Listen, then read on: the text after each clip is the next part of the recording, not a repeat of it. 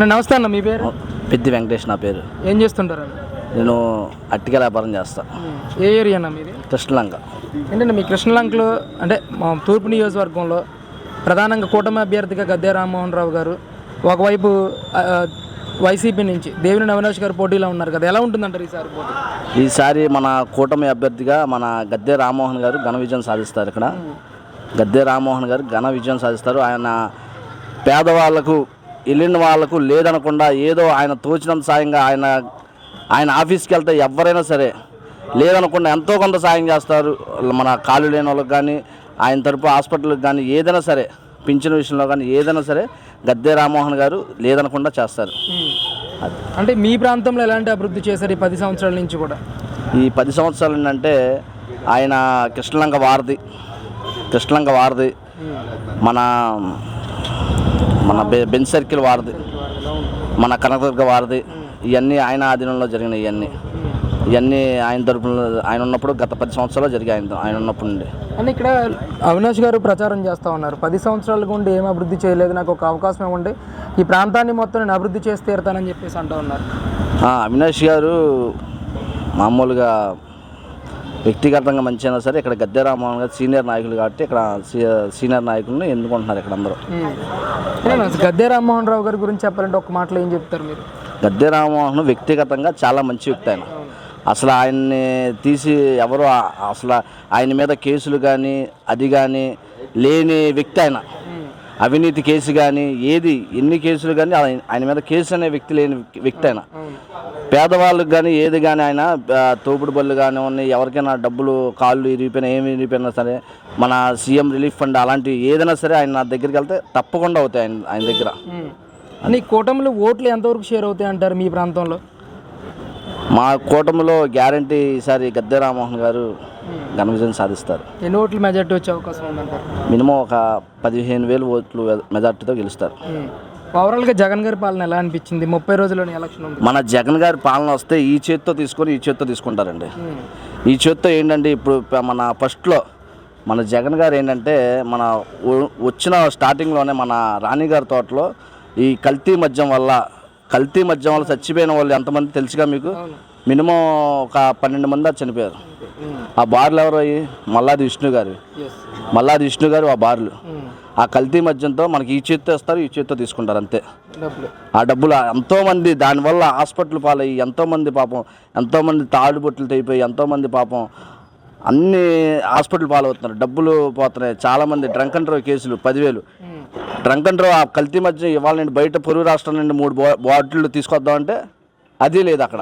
ఆ బాటిల్ తీసుకొస్తే ఆ బండి సీజు, ఆ బాటిల్ సీజు, అన్ని సీజు. ఏంటిది అసలు?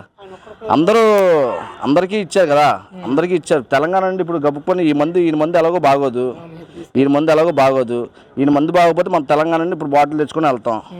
ఆ మందు తీసుకురావడానికైనా సరే ఆ బాటిల్ తెచ్చుకుంటే బండి సీజు, ఆ మొత్తం అందరు సీజు జైల్లో పెడతారు.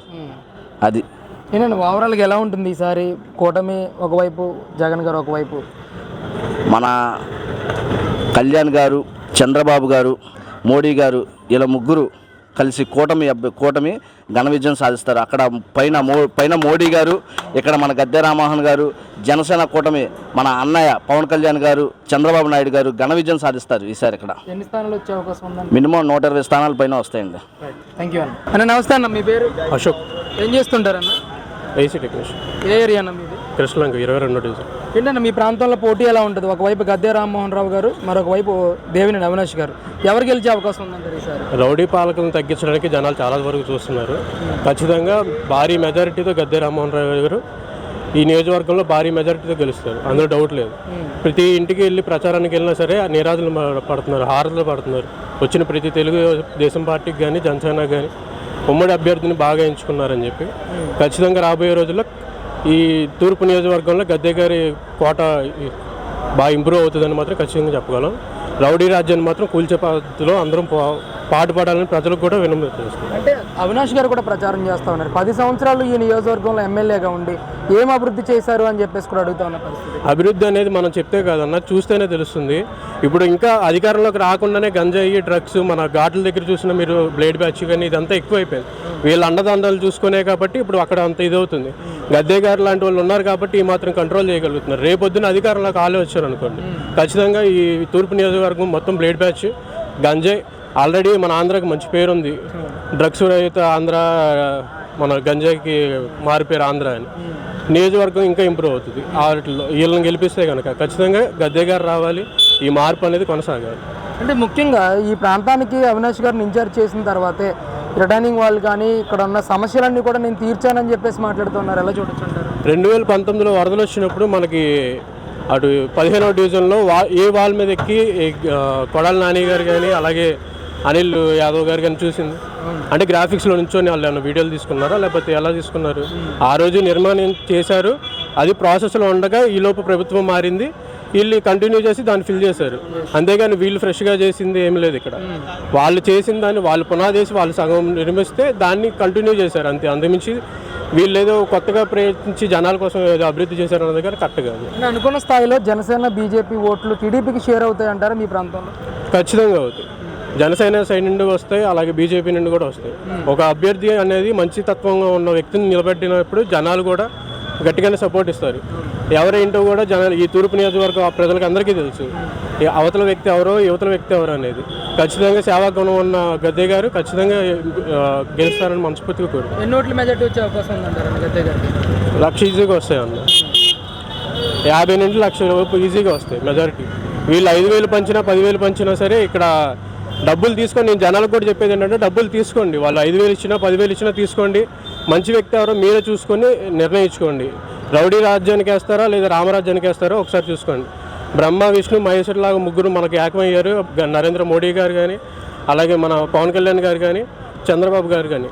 ఈ ముగ్గురు దేవతల పరిపాలన చూద్దామా లేదా రావణాసులు లాంటి ఒక రావణుడి పరిపాలన చూద్దామా? మనకు ఆల్రెడీ పోయిన ఎన్నికల్లో కోటికత్తి డ్రామా వచ్చింది, గుండెపోటు గొడ్డలతో నరికి గుండెపోటు డ్రామా వచ్చింది. అలాగే ఇప్పుడు మొన్నటిదాకా ఒక అబాయకురాలని ఆమెని అపోజిషన్ పార్టీ వాళ్ళు చంపేశారని చెప్పి వాడుకుందామని వెళ్ళారు, అది ఫెయిల్ అయింది, అట్టర్ ఫ్లాప్ అయింది. తర్వాత పెన్షన్లు ఇవ్వలేదని ఒక ముసలామ దగ్గరికి వెళ్తే జోగి రమేష్ గారిని తరిమి కొట్టిన పరిస్థితి ఉంది. ఇలాంటివన్నీ డ్రామాలు ఇవన్నీ తెరదించుకునే రోజులు దగ్గరలో ఉన్నాయి. ఇంకొక 4 రోజులు అయితే ఎవరు ఏంటనేది కూడా బయటకు తెలుస్తుంది. కూటమికి ఎంతవరకు అవకాశం ఉందంటారు ఈసారి రాష్ట్రంలో? 99% వస్తుందని. 99% కూటమి ప్రభుత్వం అనేది స్థాపిస్తారు.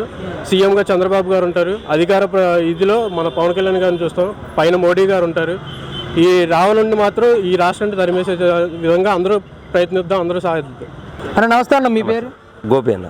ఏం చేస్తుంటారు అన్న? ఉల్లిపాయ వ్యాపారం. ఏ ఏరియా అన్న మీది? కృష్ణలంక. ఏంటంటే ఎలా ఉంటుంది మీ కృష్ణలంకలో పోటీ ఈసారి? దేవినేని మంచి రఫ్గా ఉంటుంది, సైలెన్స్గా ఓటింగ్ గద్దె రామ్మోహన్ గారికి వేస్తారు ఓటింగ్. ఏదైనా గొడవలు కావాలన్నా, అల్లర్లు కావాలన్నా, అరాచకం కావాలంటే నీకు వైఎస్ఆర్ జగన్కి వేస్తారు. లేదు ప్రశాంత వాతావరణం కావాలన్నా, మనిషి హ్యాపీగా మనిషి బతకాలన్నా, ఆడపిల్లలు కానీ లేడీస్ కానీ చిన్నపిల్లలు కానీ ఎవరైనా లేడీస్ శుభ్రంగా ఇంటికి వెళ్ళాలన్నా రావాలంటే తెలుగుదేశం పార్టీకి వేస్తారు. అది ఏమన్నా ఎందుకని ఈ మాట చెప్తున్నారు? ఎందుకంటే అలా అరాచకం 5 సంవత్సరాలు మనం చూసాం.